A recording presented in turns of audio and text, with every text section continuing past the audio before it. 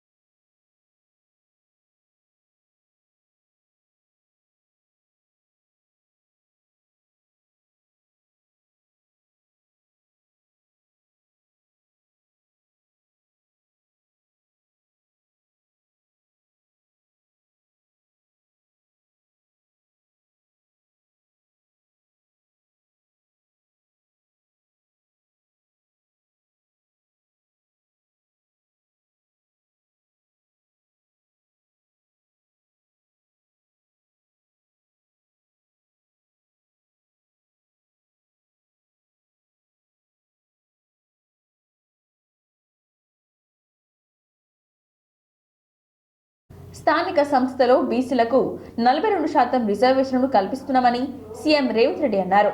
92% రిజర్వేషన్లు ఇవ్వడానికి BRS, BJP కూడా సిద్ధమా అని సవాల్ విసిరారు. కులగణన సర్వేపై అసెంబ్లీలో చర్చ సందర్భంగా మాట్లాడిన రేవంత్ రెడ్డి 2011 నుంచి తెలంగాణలో అధికారిక జనాభా లెక్కలు లేవని అన్నారు.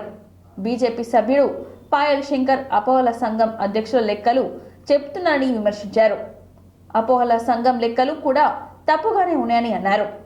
పాయల్ శంకర్ సమగ్ర కుటుంబ సర్వే రిపోర్ట్ను బట్టి అసెంబ్లీలో మాట్లాడుతున్నారని చెప్పారు రేవంత్ రెడ్డి.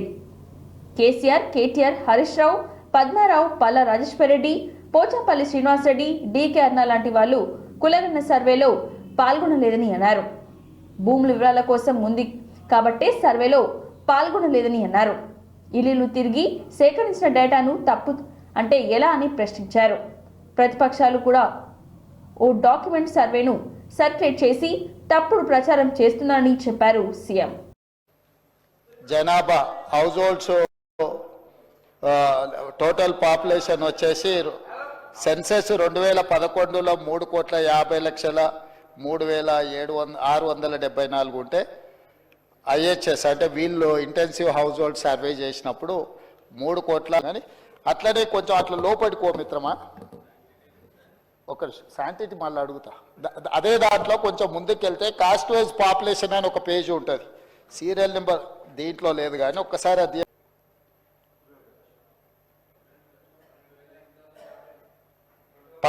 పర్సెంటేజ్ ఓసీ అని 21%. మరి ఇప్పుడు ఏదో ఓసీలది పెరిగింది, బీసీలది తగ్గిందనో కదా అధ్యక్ష. 38 అంటే 21% ఓసీల అధ్యక్ష.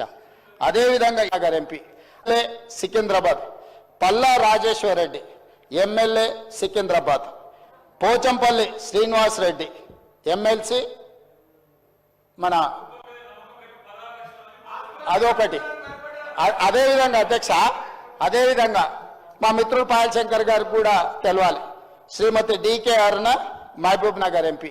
అధ్యక్ష, వీళ్ళందరూ సర్వేలో పాల్గొనకుండా నేను అడిగిన కొంత మిత్రులను అందులో ఉన్న వాళ్ళని, ఏందా సారు ప్రధాన ప్రతిపక్ష నాయకుడు లేకపోతే వీళ్ళంతా మంత్రులు చేశారు, ఎందుకు సర్వేలో పాల్గొంటలేరంటే, అన్నా నువ్వు ఇచ్చిన సర్వేలో ఇంతకుముందే చెప్పకనే పెద్దలు శ్రీనివాస్ యాదవ్ గారు చెప్పారు ఒక మాట, మీరు ఇన్ని వివరాలు అడిగితే మా సార్ వాళ్ళు ఎక్కిస్తారని.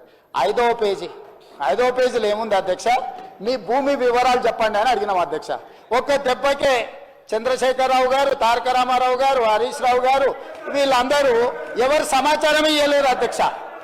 ఇప్పుడు మనం మేము ఏమడిగినాం అధ్యక్ష దీంట్లో అందరూ 3,54,138 మంది సర్వేలో పాల్గొంటే ఇక్కడున్న ఎమ్మెల్యేలు మంత్రులు అందరూ వివరాలు ఇస్తే భూముల వివరాలు అడగంగానే సర్వేలో పాల్గొన్నారా అధ్యక్ష?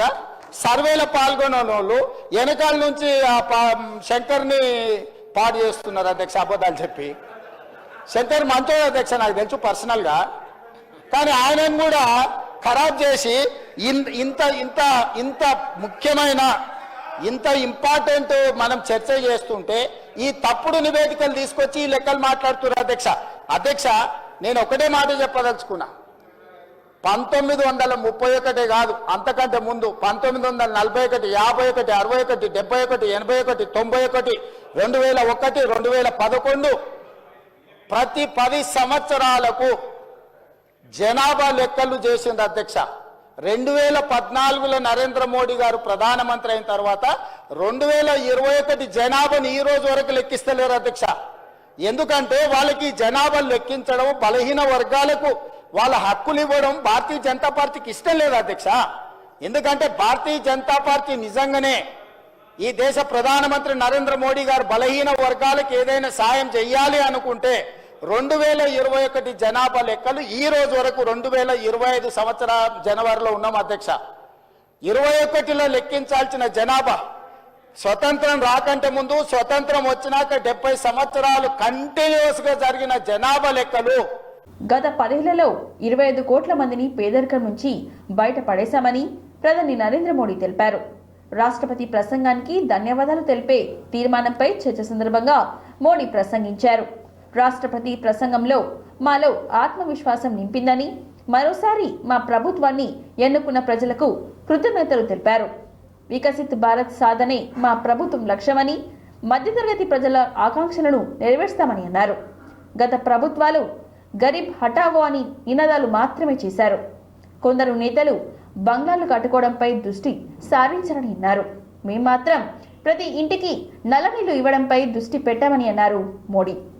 దేశంలో పేదల కోసం 12 కోట్ల పైగా మరుగుదొడ్లు కట్టించామని, కొందరు నేతలు పేద గుడిసెల వద్ద వారితో ఫోటోలు దిగేందుకే ఉత్సాహం చూపిస్తారని అన్నారు. कई माननीय अनुभवी सांसदों ने भी अपने विचार प्रकट किए और स्वाभाविक है कि लोकतंत्र की परंपरा भी है,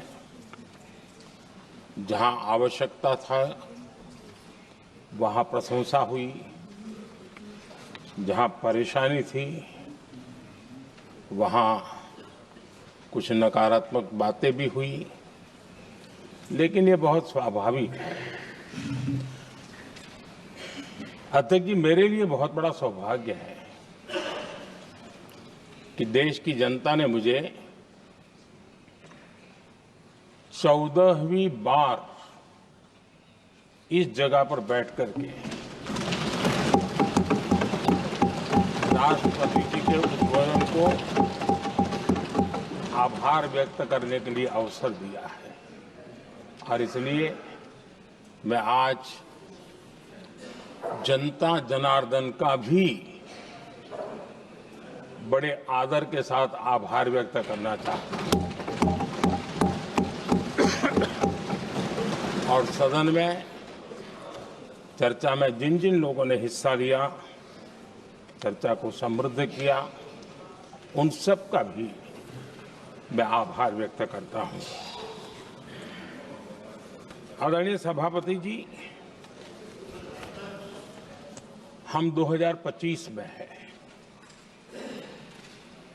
एक प्रकार से 21वीं सदी का 25% हिस्सा बीत चुका है।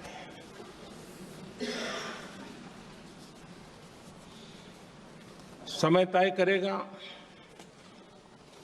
20वीं सदी के आजादी के बाद और 21वीं सदी के प्रथम 25 साल में क्या हुआ, कैसा हुआ।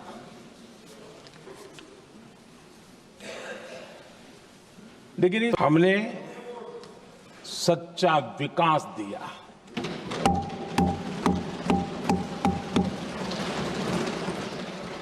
गरीब का, लेकिन हमारा फोकस तो हर घर जल पहुंचाने पर है। తెలంగాణలో సామాజిక ఆర్థిక కులగణన సర్వేకు తెలంగాణ అసెంబ్లీ ఆమోదం తెలిపింది. దేశవ్యాప్తంగా కులగణన చేయాలని కేంద్రాన్ని కోరుతూ తీర్మానం చేసింది. రేవంత్ రెడ్డి తీర్మానానికి అసెంబ్లీ ఆమోదం తెలిపింది.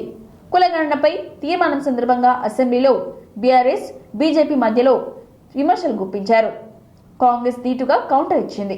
సీఎం రేవంత్ రెడ్డి వర్సెస్ మాజీ మంత్రి కేటీఆర్ మధ్యలో మాటల యుద్ధం జరిగింది. కులగణన లెక్కల్లో బీసీల సంఖ్యను తక్కువ చేసి చూపించారని కేటీఆర్ అన్నారు. 2014లో సమగ్ర సర్వే వివరాలు వెబ్సైట్లో పెట్టామని చెప్పారు. వెబ్సైట్లో ఉన్న రిపోర్ట్ ఆ రోజు చేసిన సమగ్ర కుటుంబ సర్వేను అని చెప్పారు. కేటీఆర్ వ్యాఖ్యలకు సీఎం రేవంత్ రెడ్డి కౌంటర్ ఇచ్చారు. సమగ్ర కుటుంబ సర్వేను లిమ్కా బుక్ ఆఫ్ రికార్డ్ కోసం చేశారని ఫైర్ అయ్యారు. ఆనాడు సర్వేను ఊరు పేరు తేలని వాళ్లతో చేయించారని, సర్వే రిపోర్ట్పై ఎందుకు ఆనాడు కేబినెట్లో చర్చించలేదని, అసెంబ్లీలో పెట్టలేదని ప్రశ్నించారు. అర్థం పర్థం లేని మాటలతో ప్రయోజనం లేదని, కులగణన సర్వేలో పాల్గొనలేని కేటీఆర్ మాట్లాడే హక్కు లేదని అన్నారు. వాళ్లకు మైక్ ఇవ్వద్దని, సభలో మాట్లాడే అర్హత లేదని అన్నారు. వీళ్ళు చూపిస్తున్న రిపోర్ట్ ప్రభుత్వం వెబ్సైట్లో లేదని, ఆనాడు సర్వే చేసిన ఎమ్యూలేటర్లు ఎవరని, ఒక్క రోజులోనే రాష్ట్రం మొత్తాన్ని లెక్కించారని ప్రశ్నించారు. సమగ్ర సర్వే వాళ్ళ రాజకీయం కోసం వాడుకున్నారని అన్నారు. లేనిపోని విమర్శలతో ఉపయోగం లేదని కౌంటర్ ఇచ్చారు CM. Resolution is unanimously adopted. తెలంగాణ రాష్ట్రంలో షెడ్యూల్ కులాలలోని ప్రత్యేక వర్గాల ఉపవర్గీకరణ డాక్టర్ జస్టిస్ షమీం అఖ్తర్ ఏకసభ్య కమిషన్ పై గౌరవ ముఖ్యమంత్రి గారు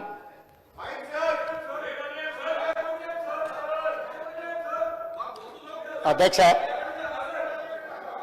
ఇది అత్యంత కీలకమైన కొన్ని దశాబ్దాలుగా అపరిష్కృతంగా ఉన్న సమస్య.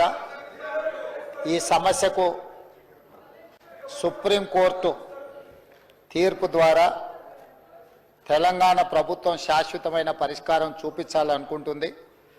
మొత్తం కలిపి ఈరోజు నా ప్రభుత్వం చేసిన పక్కా లెక్కల ప్రకారం 56.33% వచ్చింది.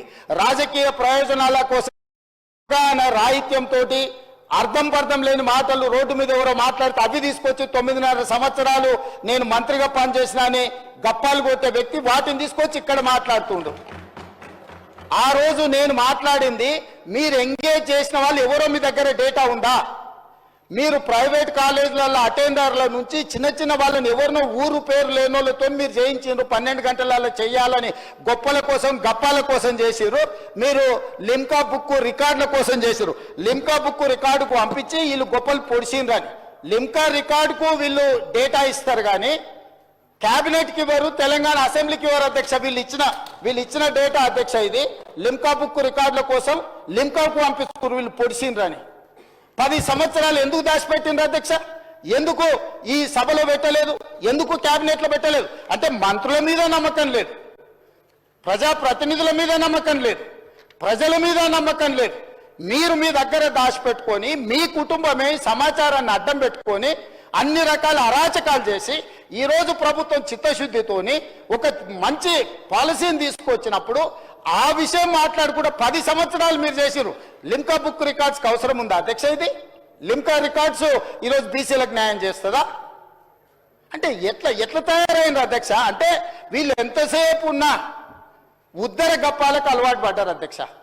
ఎక్కడికక్కడ పొగడ్తల కోసం పేపర్లలో టీవీలలో నేను సెల్ఫీ దిగుతా, సెల్ఫ్ డబ్బాలు కొట్టుకుంటా, ఇవన్నీ నన్ను నువ్వు పోగుడు, నిన్ను నేను పోగుతా, నా ఇప్పు నువ్వు గోకు, నీ ఇప్పు నేను గోకుతా. ఎంతకాలం ప్రజలు మోసం చేస్తారు అధ్యక్ష? మాట్లాడలేకపోవచ్చు అక్కడ ఉన్న మా బీసీ మిత్రులు, కానీ వాళ్ళ మనసుకు తెలియదా ఈరోజు ఈ ప్రభుత్వం చేస్తున్న ప్రయత్నం? ఎవరైనా ఈరోజు ప్రతిపక్షాలు డిమాండ్ చేసిందా అధ్యక్ష? మమ్మల్ని మేం బాధ్యత తీసుకొని ఈ ప్రక్రియ మొత్తం పూర్తి చేసి మంత్రివర్గంలో పెట్టి ఆమోదింపజేసి సభలో పెట్టి సభ ద్వారా మొత్తం దీన్ని ఆమోదించి వాళ్ళందరికీ స్థానిక సంస్థలలో కాకుండా విద్య ఉద్యోగ ఉపాధి అవకాశాలలో రిజర్వేషన్లు పెట్టాలని మేం తాపత్రయపడుతుంటే మమ్మల్ని తప్పు పట్టేది ఏంది అధ్యక్ష? ఇదెక్కడ న్యాయము? ఇదెక్కడి పద్ధతి? మీ కుటుంబానికి నచ్చకపోతే ఇక బలహీన వర్గాలకు అసలు ఏం మంచి జరగొద్దా? ఈ రోజు ఈ డాక్యుమెంట్ మీద నేను ఒకవేళ వాళ్ళు చర్చకు పెడదామంటే రేపు ఎప్పుడు చర్చకు పెడదామో చెప్పమని ఉంది అధ్యక్ష. దీనికి ఉన్న సాంకేతికత ఏంది, దీన్ని చేసింది ఏంది, దీన్ని ఎక్కడ కంప్యూటరైజ్ చేసిండ్రు, ఎక్కడి నుంచి తీసుకొచ్చిండ్రు, ఇదంతా ఇప్పటి వరకు ఈ డాక్యుమెంట్ అనేది ఏదో ఒక వెబ్సైట్లో ఎవరో పెడుతున్నారు. ఇది అధికారికంగా నేను ఎందుకు కోట్ చేయలేదంటే వాళ్ళు రేపు ఇది చేస్తే నువ్వు ఎక్కడి నుంచి తెచ్చినావు అని అడుగుతారు. సోర్స్ ఆఫ్ డాక్యుమెంట్ నేను చెప్పలేను. ఇప్పుడు 9.5 సంవత్సరాలు మంత్రిగా పనిచేసిన ద గ్రేట్ ఆయన ఎవరో మంత్రి గారు చెప్పినందుకు ఇప్పుడు ఇది అఫీషియల్ గా నేను మాట్లాడుతున్నా అధ్యక్ష. ఇది ఎక్కడ పబ్లిక్ డొమైన్ లో అధికారిక వెబ్సైట్లలో లేదు. కేవలం ఆ కుటుంబం వాళ్ళ ట్రెజరీలో పెట్టుకొని ఎన్నికలు వచ్చినప్పుడు ఈ వివరాలను వాడుకొని వాళ్ళు రాజకీయం చేసిరు. మేము అట్లా చేయడం లేదు. అక్బరుద్దీన్ ఓవైసీ గారు ఏదైతే ఈ నివేదికను అడిగినరో, నివేదిక 4 వాల్యూమ్ల రూపంలో ఉంది. 3 వాల్యూమ్స్ ప్రక్రియ విధానము. మహాత్మా గాంధీ జాతీయ ఉపాధి హామీ పథకం ద్వారా గ్రామ స్థాయిలో అభివృద్ధిని సాధించడం జరుగుతుందని జిల్లా కలెక్టర్ ప్రావీణ్య అభిప్రాయపడ్డారు. మంగళవారం హసన్పర్తిలోని టీటీడీసీలోని డిఆర్డీఏ ఎంపీడీఓలు కలిసి మహాత్మా గాంధీ జాతీయ ఉపాధి హామీ పథకం ఆవిర్భావ దినోత్సవ వేడుకలు సందర్భంగా ఏర్పాటు చేసిన ఆ సమావేశంలో జిల్లా కలెక్టర్ మాట్లాడుతూ గ్రామ అవసరాలను గుర్తించి ప్రాధాన్యత గల పనులు చేపట్టడం ద్వారా గ్రామ అవసరాలతో పాటు గ్రామాభివృద్ధి సాధించడం జరుగుతుందని కలెక్టర్ అన్నారు. ఇటీవల నిర్వహించిన ఆత్మీయ భరోసా సర్వే కార్యక్రమం తక్కువ సమయంలో లక్ష్యాన్ని పూర్తి చేయడం, అందుకు సహకరించిన ప్రతి ఒక్క ఉద్యోగికి కలెక్టర్ అభినందనలు తెలిపారు.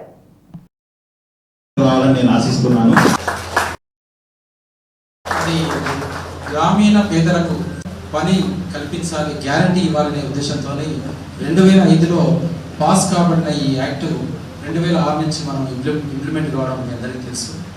సో అట్లాగే ఈ కార్యక్రమము స్టార్టింగ్ నుంచి మనం చూస్తున్నాము, చాలా అద్భుతమైన కార్యక్రమం. అట్లాగే మనము మండలిలో మేడం నార్మల్గా ఒక ఎంపీడీఓ స్థాయిలో ₹1 లక్ష 2 లక్షల రూపాయలు మాత్రమే శాంక్షన్ ఇవ్వడానికి ఒక మండలి లెవెల్లో అవకాశం ఉండేది.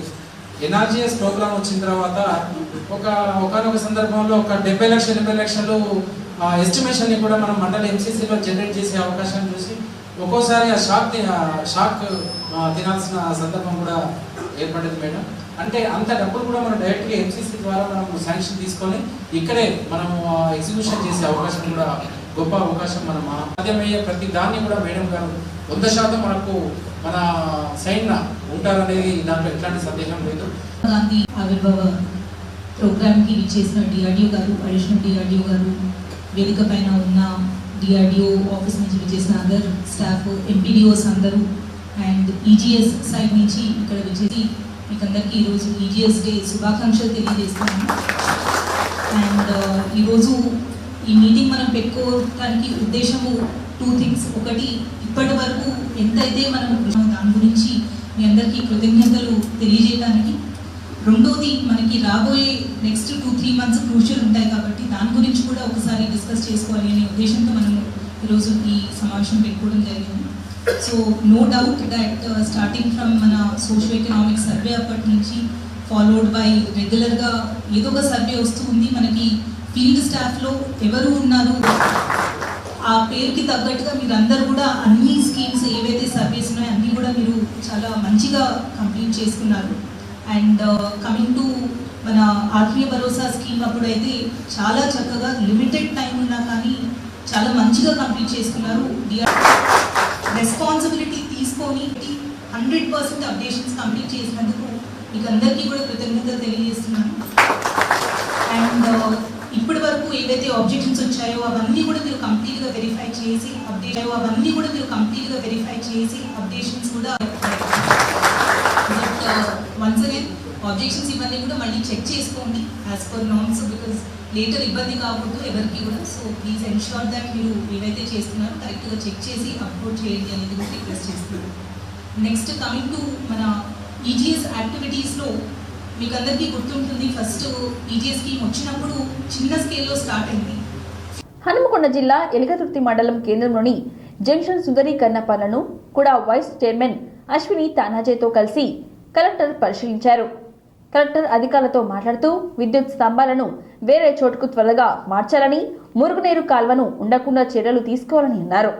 సుందరీకరణ పనుల్లో భాగంగా చేపడుతున్న పనులను త్వరగా పూర్తి చేయాలని అన్నారు. ఆర్టీసీ బస్టాండ్లో ఇందిరా మహిళా శక్తి క్యాంటీన్ త్వరగా ఏర్పాటు చేసేందుకు చర్యలు తీసుకోవాలని ఆర్టీసీ అధికారులను ఆదేశించారు. ఈ కార్యక్రమంలో ఎన్పీడీసీఎల్ ఎస్సీ వెంకటరమణ,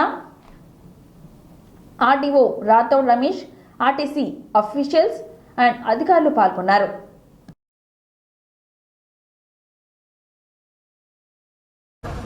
అంటే మీ కాంటాక్ట్ మీద చేసేసి మీ ఎలక్ట్రికల్ వర్క్ చేయగలుగుతారు. వాళ్ళ మెటీరియల్స్ కూడా చూసుకోండి. మా ఏమి ఎస్టిమేట్ అతను సూపర్విజన్ మీకు తెలిసిన బిఫోర్ పేమెంట్ అంటే మీ కాంటాక్ట్ మీద చేసేసి మీ ఎలక్ట్రికల్ వర్క్ చేయగలుగుతారు. వాళ్ళ మెటీరియల్స్ కూడా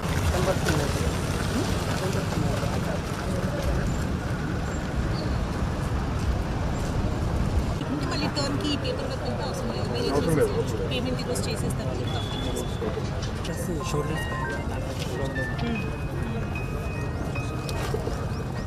సో ఇది సిఆర్ఎస్ మేసనరీ అండ్ మీడియన్స్ ఎప్పుడు స్టార్ట్ చేస్తారు? ఫ్రమ్ ఫ్రైడే ఇవి కదా కంప్లీట్గా this round portion and this triangle portion fountain, high mast lights,